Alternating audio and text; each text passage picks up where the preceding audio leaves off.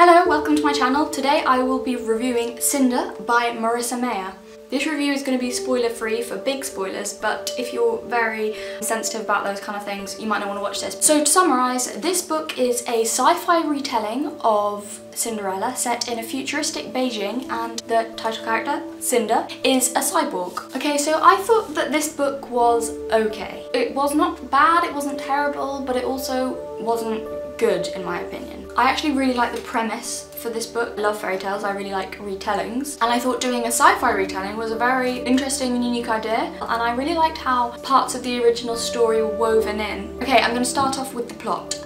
The plot I thought was very predictable, very predictable. You could see, and I'm not the only one to say this, I know other people have said this, I could see the plot twist coming from right at the beginning of the book, to the point where not only could I see it coming from the beginning of the book, but again and again it was hinted, well, not even hinted at, it was just almost explicitly stated throughout the book, this same plot twist. Ordinarily, a good plot twist, you'd get brief hints that sort of start adding up, or maybe you don't really see it until the reveal and it all makes sense. But with that, I mean, I actually did wonder at one point if it was intentional, if instead it was supposed to be dramatic irony, the audience was supposed to know what was going on but the main character wasn't. But it didn't work either way because it took a lot away from the story. When you can see a plot twist coming or see how the plot's going, there's not a lot of reason to keep reading on. I think one of the greatest drives to keep someone reading a book is curiosity, and if you're not curious about what's going to happen next because you've already worked it out, then it gets a bit tiresome. Having said that, the plot, it was interesting enough that I kept reading it and I enjoyed it well enough, but it wasn't gripping and it wasn't unputdownable. The plot was okay. In all fairness to Marissa Meyer, I'm sure it is difficult to work with a story that people know so well, so to make it surprising is difficult. I mean, however, that plot twist was really obvious. So to work with the original source material where everyone knows what's going to happen, it was interesting the way that she dealt with these certain things. We all kind of know where the story's going anyway, so I understand that it's difficult to make that work, but I think it could have been done better. Plot structure, apart from that, it was fine. I guess that's the benefits of doing a retelling, sort of have a map laid out for you of how the plot's going to go. I think she dealt with it fairly well. The plot was coherent, it was clear, you could always tell what was going on, it was okay, basically. Apart from the really predictable nature of it, it was fine. Okay, now character and character development. So I'll start with the protagonist, Cinder.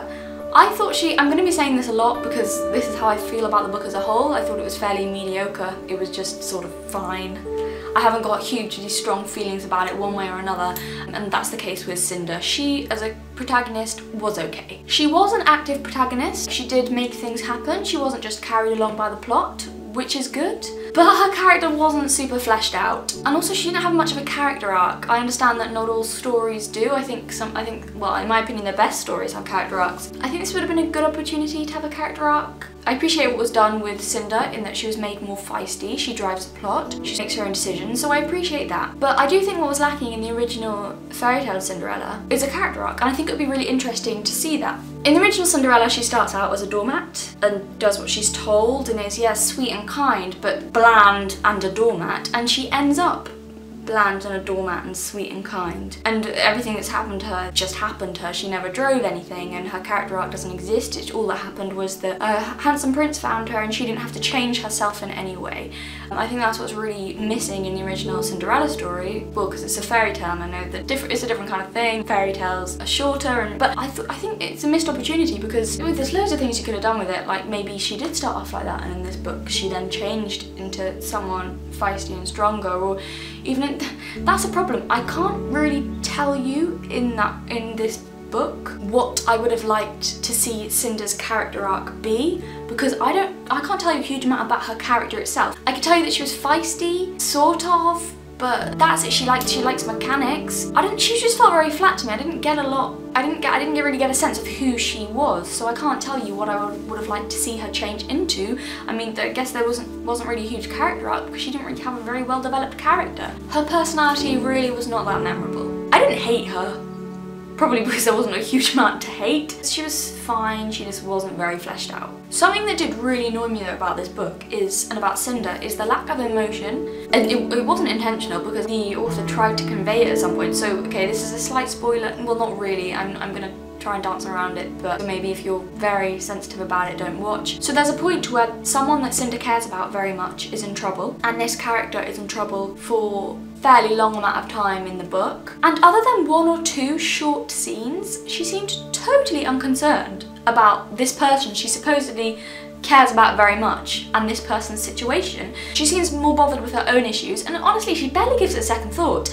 I think most people, if you've read the book you'll know what I'm talking about, most people in that situation, if that was me, that would be all I would think about. I would not be able to focus on anything else. God, if that was someone I really cared about, you know, your whole, everything that you did would be taken up with it. You'd be in a constant state of thinking about it all the time.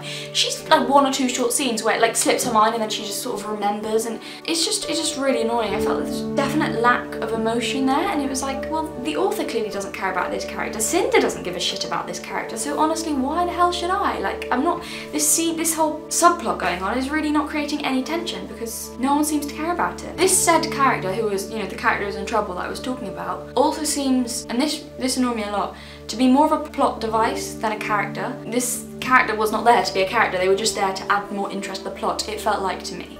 And that really irritated me. So I really didn't care what happened to them. I just didn't care. And when it's meant to be emotional and quite, you know, like, oh my god, like, I could tell the author was trying to convey that, but it just didn't work. It didn't work because this character was not a character, it was a plot device, and it was really, really blatant plot device, and it just annoyed me.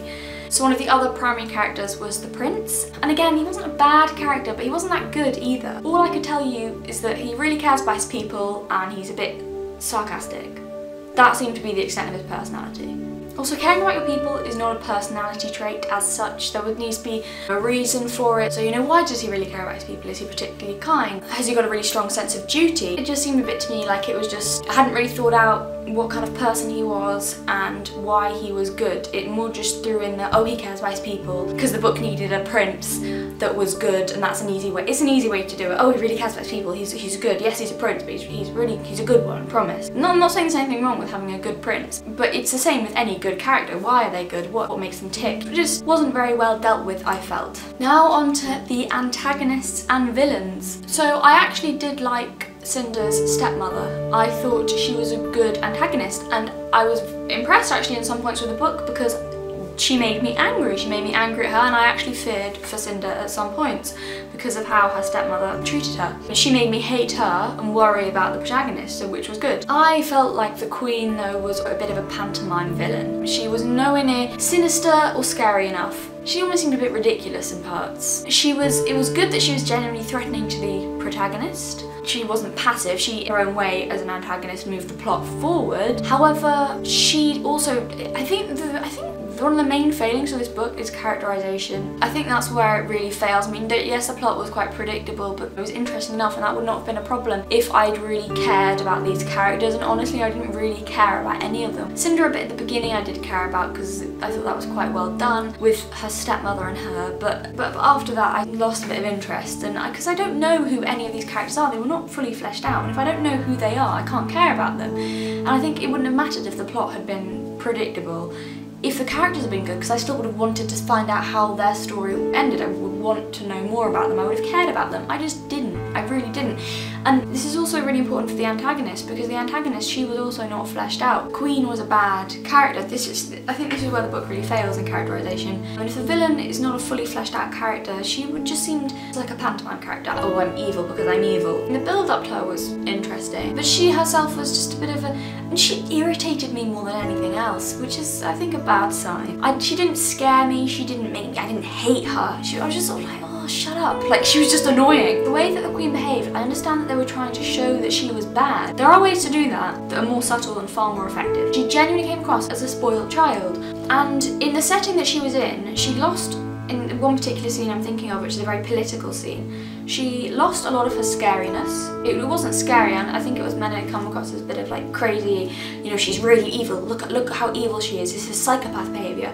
It didn't come across like that, it came across as spoiled child behaviour, and she lost a lot of her scariness because it was just, I felt it was also unrealistic. I don't think someone who was really clever and genuinely terrifying would behave like that in that kind of setting. She meant to be very clever and very evil, and she just seemed like, oh, stomping around like a bratty child, and I don't think that worked. Yes, you can show her being evil, but make it more subtle in a political setting. It made the world itself as well seem inauthentic and weakened the world building and how the Queen behaved. And it also felt like things were being spelled out to the reader. I think it would have been, unless you're going for someone who's outright crazy, like there are a few characters like that, like Joffrey from Game of Thrones. Okay, so he would have behaved like that because he is a spoiled child, but he was firstly really well characterised, and that was done incredibly well. It was made very clear that he's just a nut job. He's terrifying because he's so unbalanced, and I think that was perhaps the effect they were trying to go for with the Queen, but it really just, she came across as a spoiled brat, but not a good spoiled brat in the way that Joffrey is a spoiled brat, and a really fucking deadly spoiled brat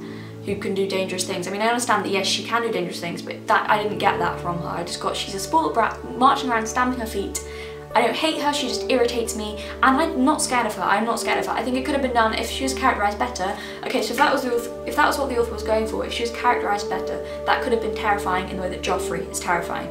It wasn't. Or if maybe the author wanted to go for a more subtle villain, to take away some of that spoiled brat behaviour, and instantly you've got a Queen who knows how to work the world of politics and who is very, very terrifying and very more intelligent than she came across. That's what I got to say about that. Okay, so the writing was fine. It didn't jump out at me. I didn't love it. It was okay. It wasn't terrible.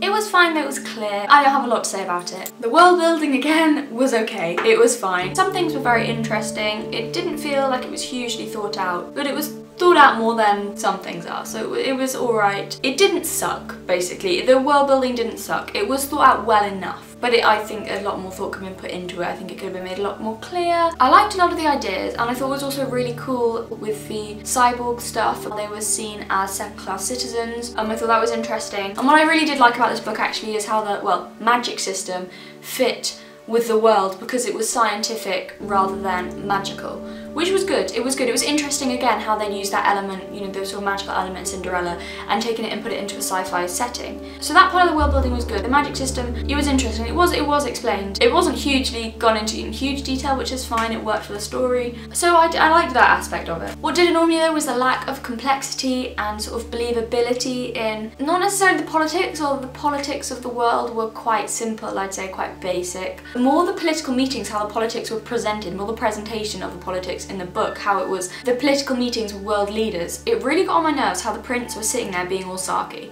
I think the author was perhaps trying to show that he was disillusioned with this whole political world, that he wasn't power hungry, and therefore he kind of sits there being all sarky to these political leaders. But it annoyed me because I don't think it worked. I understand that she was maybe trying to be consistent with his character. I understand that this is a fictional world supposed to be different from our own, but it still didn't feel believable.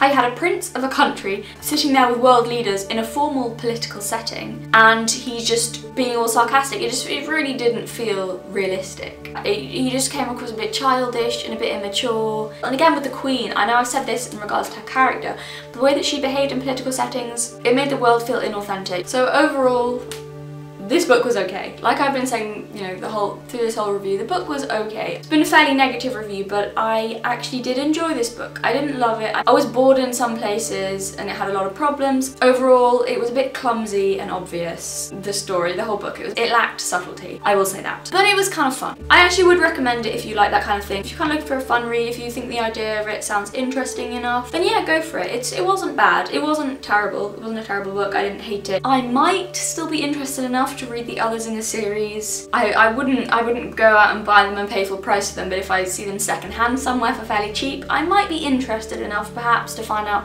what happens to the other characters, although I have heard that the other books in the series are not as good as Cinder, and considering I thought Cinder could have done with some more work, I'm not sure how I will like the other ones. I don't know if I'm compelled enough to keep reading. I hope you enjoyed this review, and thank you very much for watching.